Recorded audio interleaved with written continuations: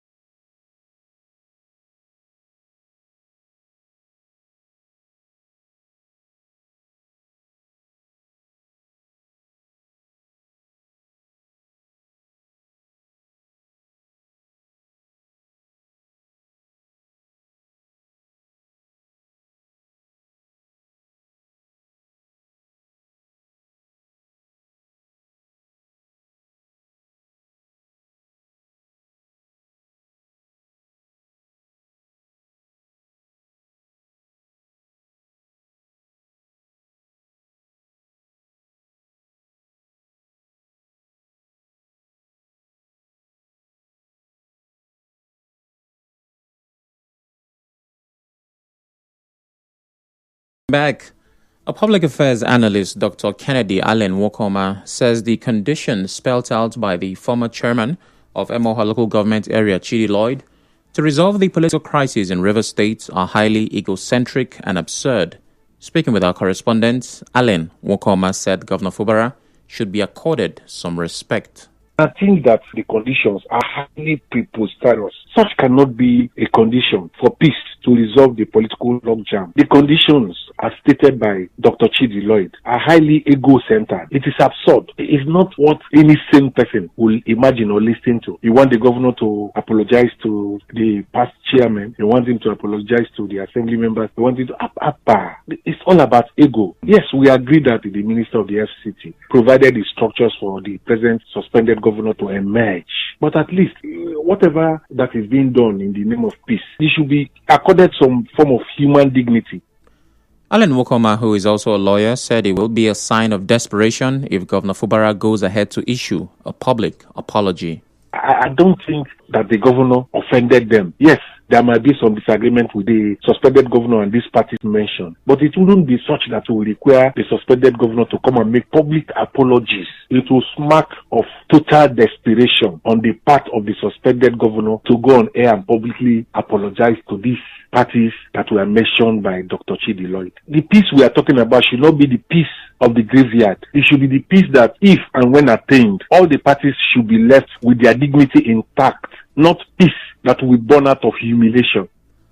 Also, a former caretaker committee chairman of Ikwerre local government area, Darlington Orji, says the former Emoho council chairman, Chidi Lloyd, lacks the moral ground to demand an apology from Rivers State Governor Siminalayi Fubara. Orji spoke on Nigeria Info FM's Morning Crossfire today. The likes of Chidi Lloyd does not have the moral justification to come and talk about apology when he owes Rivers people a serious apology for attempting murder publicly. And he was taken to court. You are aware? He owes Rivers people apology. And he needs to allow this peace process to be completed so that Rivers people will enjoy it. Coming up publicly to say that the governor needs to tender apology and listed the following persons. There is no one person since Fubara removed in this state that has a tenor running that he tampered, including the local government chairman. Did he remove them? Will come out to apologize to former local government chairman. My brother, I don't know where we are heading to. The terms and condition was not presented to Chidi Lloyd. As you may know, Chidi Lloyd yesterday claimed that Governor Fubara is yet to fulfill the peace conditions, which he said include apologizing publicly to the former chairman of the Rivers State Traditional Rulers Council, Honor Sergeant Awuse, members of the State House of Assembly, and former local government chairman, among others. Moving on, some residents of Port Harcourt have been speaking on the report that former Vice President Atiku Abubakar and the Labour Party presidential candidate in the last election, Mr. Peter Obi, will run a joint ticket in the 2027 presidential election. Speaking with our correspondent on this, Some of the respondents said the former vice president should quit politics. Others have a different opinion. Atiku should just relax. He's been running for presidency for some years now. So he should give that chance to Obi. Let him come out the secret. So he should instead support Obi to come out as the president. The youths need Obi, not Atiku. All I know is this Nigeria, we are in God's hand, because we don't know good people again or bad people, because all of them, they will make promise, and when they achieve what they want to finish, they will not even remember that their promises. But Obi is the people's favorite, and if he runs for this election, he's going to win. He should not allow Atiku to intimidate him. For this matter now, we don't have anything to decide who will run or who will not run. What we need is the betterment of the country. A lawyer, Ndamzi Ekulo, believes that the judiciary under President Bola Tinubu's administration is enjoying true independence. Speaking with correspondent Emeka Otuka while assessing the judiciary in the last 2 years of Tinubu's administration, Ms. Ekulo said the administration has increased the judiciary's budget from 165 billion to 342 billion naira as part of efforts to fight corruption in the system. Present administration have taken several steps to support the independence of judiciary. Key among these steps are: 1. Proposal to increase the salaries and allowances of judicial officers through judicial office holder salaries and allowances due 2024. The administration have also increased the budget of the judiciary from 165 billion to 342 billion as a means of improving justice and fight against corruption in the judiciary. And this is encouraging.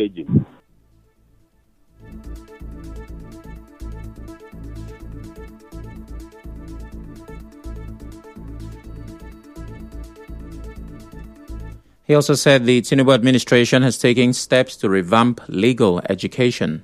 The Tinubu administration has initiated far-reaching reforms encapsulated in the national judicial policy of its administration. It can bet as much as possible that the Tinubu administration has emphasized overall importance of safeguarding the judiciary from political interference for a fair and impartial justice system, including revamping legal education to prioritize public interest litigation and ensuring broader access to justice to all Nigerians.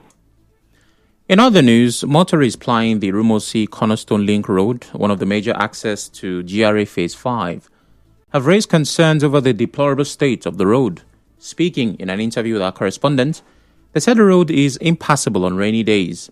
Some tricycle riders also shared how deep potholes on the road is affecting their business. It is very, very important for the government to come and fix this road. The road is very, very bad. People find it difficult to trek due to water settling on the road because of potholes. Motorists, we are suffering it, going to mechanic every day. This time around, everything is very, very costly. It means that after working, we just go and do account to the mechanic. We cannot have any savings. The road is important for government to do. When you work from morning till night, the next day for you to wake, come work again is a very big problem to us. Even our bike, they spoil our bike like say tomorrow not day. Every day we go mechanic. We are expecting government to come and fix the road for us. The road is not good, so we need our government to help us and work the road. Once you run forward, the road will be done to another thing, like cannot pass for legs safe. A correspondent reports that flash floods cover the stretch of the Cornerstone Junction along the AIT Ozuoba axis of Port Harcourt Metropolis. A former chairman of the Nigeria Labour Congress NLC in Rivers State, Mrs. Beatrice Itubo, is asking the federal government to use the 750 housing units recently recovered from former Central Bank Governor Godwin Emefiele to tackle the housing challenges facing civil servants. In an interview with correspondent Emeka Otuka, Itubo said the houses should be allocated to workers at affordable rates to ease their accommodation challenges.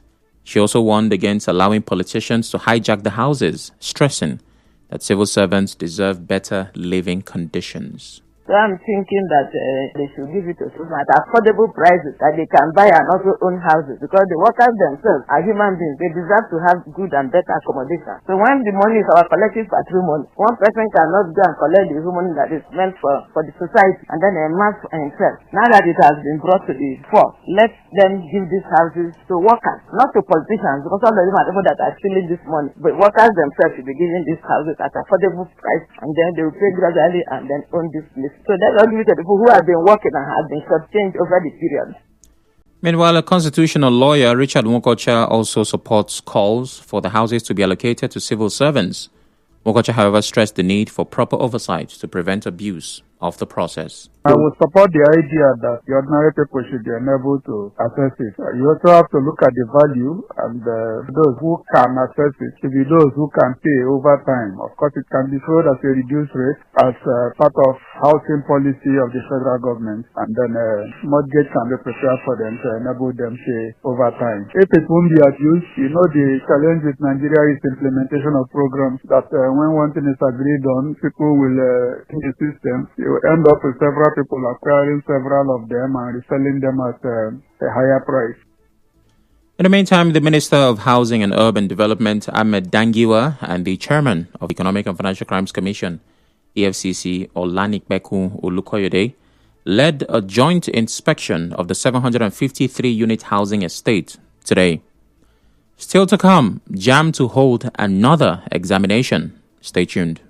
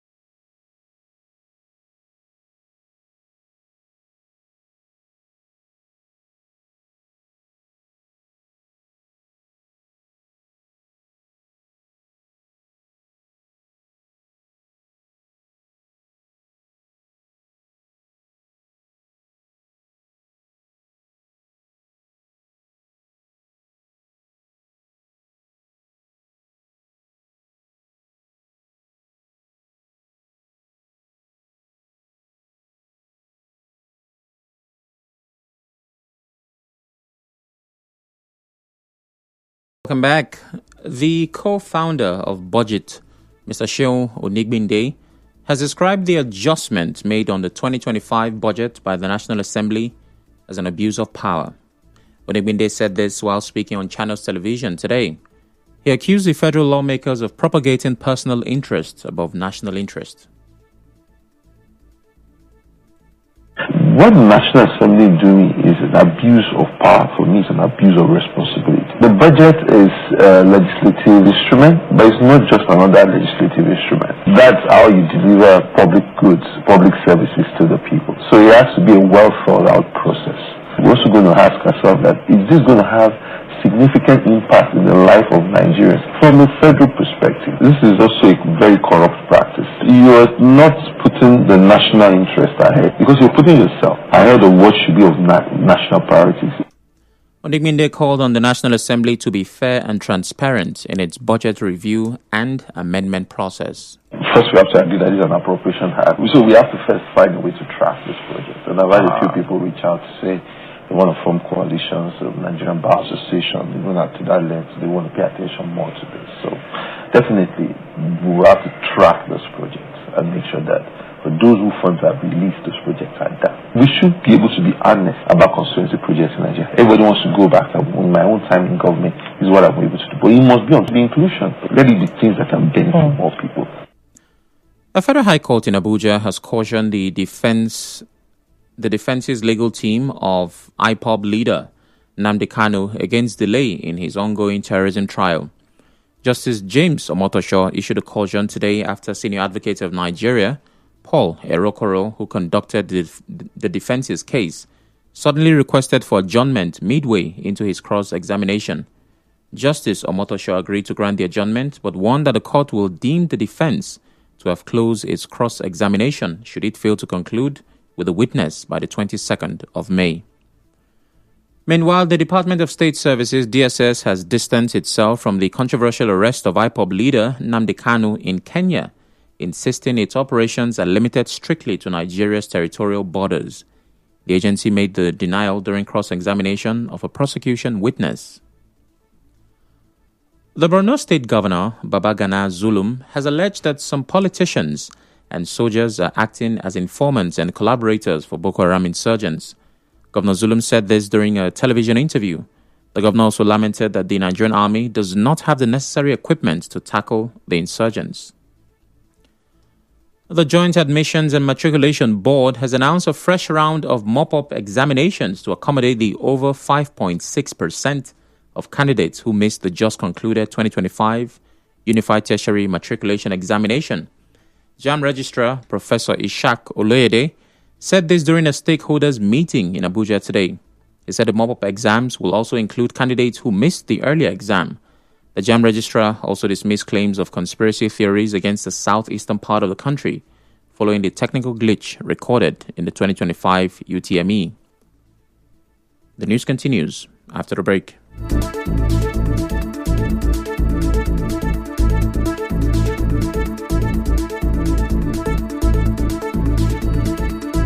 Deliverance from rejection to favor.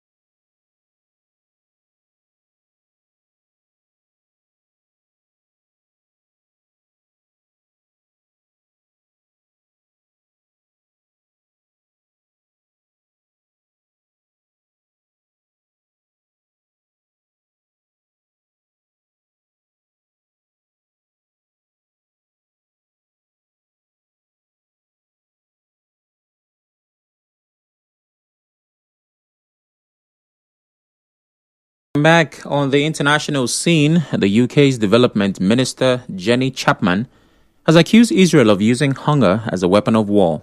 Chapman said this during a visit to the West Bank. His comment comes a day after Foreign Secretary David Lammy called Israel's military escalation in Gaza morally unjustifiable, and the UK suspended talks on a trade deal with Israel.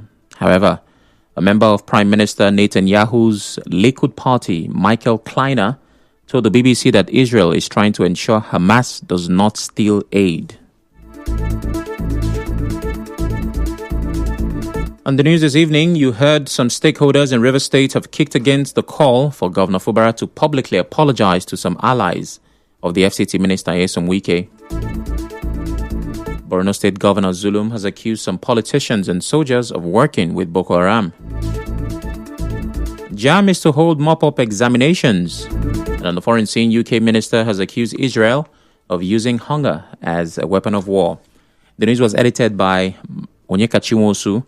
To reach the news team, send an SMS or WhatsApp to 0808 721 7215. I'm Sam Chinedu. Thanks for listening.